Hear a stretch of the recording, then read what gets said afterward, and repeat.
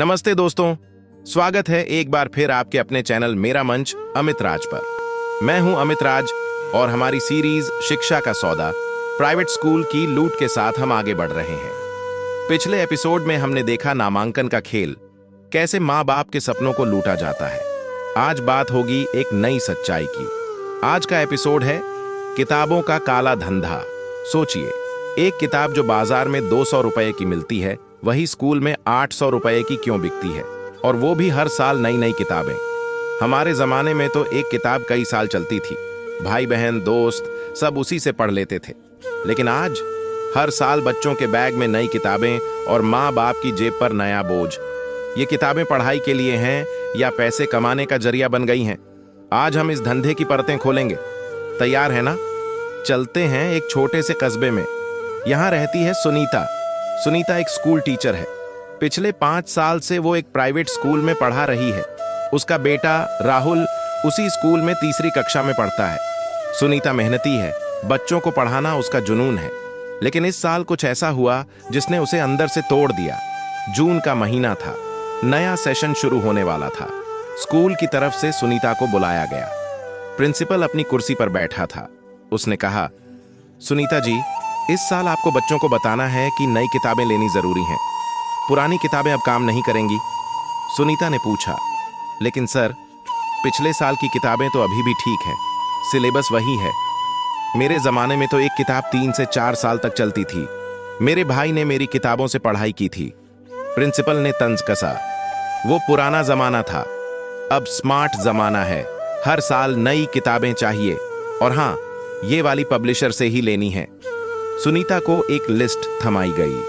उसमें 8 किताबें थीं। हर किताब की कीमत 600 से 1000 रुपए के बीच। कुल खर्च 7000 रुपए से ज्यादा। सुनीता चौंकी। उसने सोचा, मैं खुद टीचर हूं, मेरी सैलरी 15,000 है, मैं ये कैसे अफोर्ड करूंगी? फिर उसने उन माँ बाप के बारे में सोचा जो मजदूरी करते हैं, रिक्शा चलाते हैं। वो ये बोझ कैसे उठाएंगे? सुनीता ने प्रिंसिपल से बहस की। कहा, यह गलत है। पहले एक किताब कई बच्चों तक पहुंचती थी, अब हर साल नई किताबें क्यों? ये किताबें बाहर 200 से 300 रुपये में मिलती हैं। आप इन्हें इतना महंगा क्यों बेच रहे हैं? प्रिंसिपल ने हंसते हुए जवाब दिया, सुनीता जी, ये स्कूल का नियम है। पब्लिशर हमारा पार्टनर है।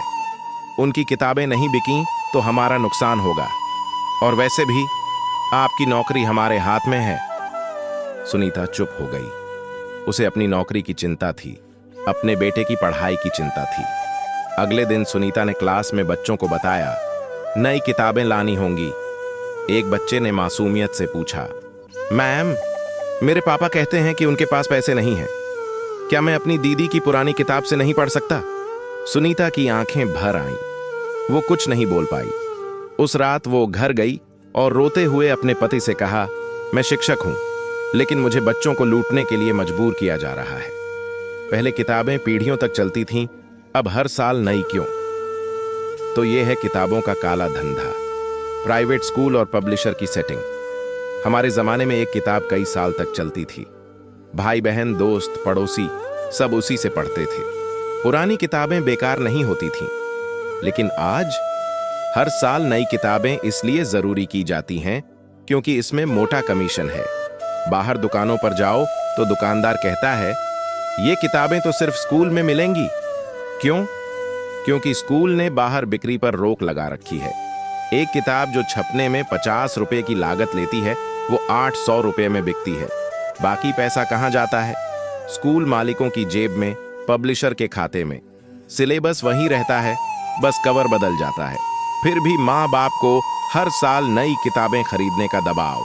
एक टीचर ने हमें बताया, हमें हर साल टारगेट दिया जाता है, जितनी किताबें बिकेंगी उतना बोनस मिलेगा। यानी ये शिक्षा नहीं, काला बाजार है। दोस्तों, ये किताबों का काला धंधा सिर्फ सुनीता की कहानी नहीं है। ये हर उस माँ बाप की हकीकत है जो अपने बच्चे के लिए रात दिन मेहनत करता है। पहले एक किताब कई साल तक बच्चों को पढ़ाती थी, आज हर साल नई किताबें लेने की मजबूरी क्यों? सवाल ये है, क्या हम अपने बच्चों के बैग में किताबें डाल रहे हैं या लूट का बोझ? क्या शिक्षा का मतलब अब सिर्फ मुनाफा कमाना रह गया है? मेरा मंच अमित राज इस लूट के खिलाफ आपकी आवाज बनना चाहता है। अगर आपके बच्चे के स्कूल में भी ऐसा हो रहा है, अगर आपको भी हर साल नई किताबों का दबाव झेलना पड़ता है, तो कमेंट में अपनी कहानी बताएं। आपकी एक आवाज इस सच को लाखों तक पहुंचा सकती है। और हाँ, अगर आपको ये हकीकत जानना पसंद आया तो हमारे चैनल मेरा मंच अमित राज को लाइक करें, अपने दोस्तों और परिवार के साथ शेयर करें और सब्सक्राइब करना न भूलें। वो घंटी का बटन भी दबा दें ताकि अगला एपिसोड आपके पास सबसे पहले पहुंचे। अगली बार हम बात करेंगे फीस बढ़ोतरी का फॉर्मूला। तब तक जागते रहिए, सवाल उठाते रहिए और इस मुहिम का हिस्सा बनिए। नमस्ते।